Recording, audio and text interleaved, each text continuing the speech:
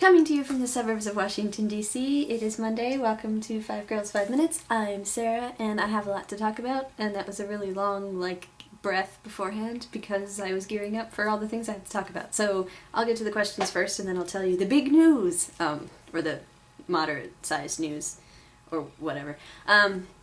So Tara was talking about teacher influence and stuff, and she's been, struggling to... Lots of weird crap has been going on, let's be honest. She's told me about some of it. I'm sure she'll talk more about it if she feels like it.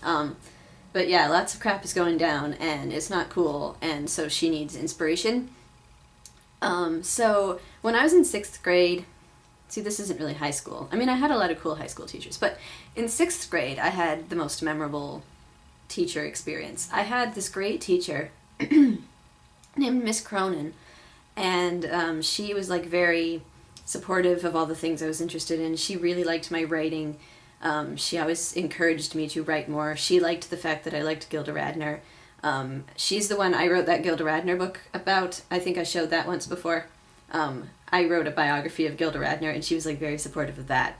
And she actually let me bring a Gilda Radner VHS to class, and we watched it. I got the class to watch Gilda Radner. I think she only let me show some of it because some of it wasn't for kids, but it was fun. And but the main thing I wanted to talk about was we went to this camp once. It was a camp where you bond or something. I don't even know what you would call it. It wasn't really it was just during the day. It was during the school day. It was a field trip thing, but it was a bonding exercise, and we had to do a zip wire. And I don't know if you know this, but I hate heights. Heights is my number one thing. I mean, I have a lot of things, but heights really, yeah. So you had to climb a tree, and then there was this platform made of wood, and then there was the zip wire, and you went over a huge rocky tree full thing. It was terrifying, and I couldn't even climb the tree. The climbing the tree was one of the most traumatic things for me. For one thing, my boots were slipping. I couldn't climb the thing. It had planks in it to help you climb it, but my boots weren't working, so my friend let me borrow her boots, and that made it a little easier, but it was traumatic trying to get up there because it was a really tall tree. And then when I got to the top, I was I don't even want to do this anymore, and I was crying, and Miss Cronin was you'll be fine, you'll be fine. And yeah, she got me to finally go down the zip wire, and then when I got to the end, I was laughing and feeling a little bit better about things. And I don't know if any teacher would have been able to get me to do that, but Miss Cronin was very understanding. I think she was hugging me and giving me words of encouragement and stuff. Because I was the only one who freaked out. Everybody else thought it was great, and meanwhile and everybody was kind of looking at me oh, poor Sarah. Nobody really judged me. Nobody was mean. Because Miss Cronin was very anti-bullying, which is another good thing. She was really perceptive of things. She would pay attention.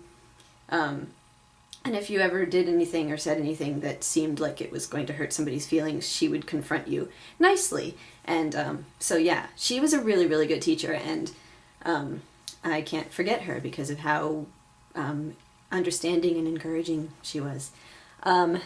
And I don't think I have too much more time. No. So, Camp NaNoWriMo is what Tally's doing, and you're crazy, but that's awesome. I can only really do it in November. I can only commit to November.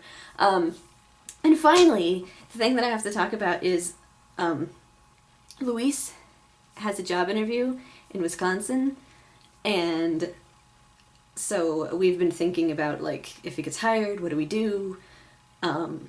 So yeah, I might be moving.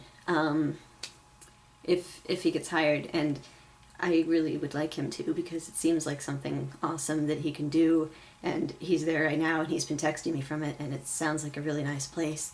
So yeah, big changes might be afoot. I might no longer be coming from the suburbs of Washington, D.C., and I'm excited about it because I feel like there's lots of opportunity out there that I haven't even explored because I've just been looking around here.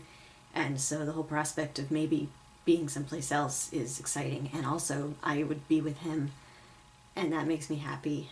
I'm with him a lot, and I like being with him, so duh.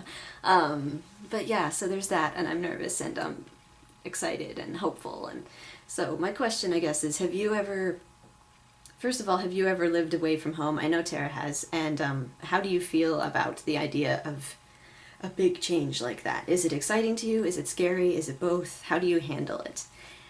And Tara, I will see you tomorrow. I hope things are going better for you. And the rest of you, I will see you next week. Bye!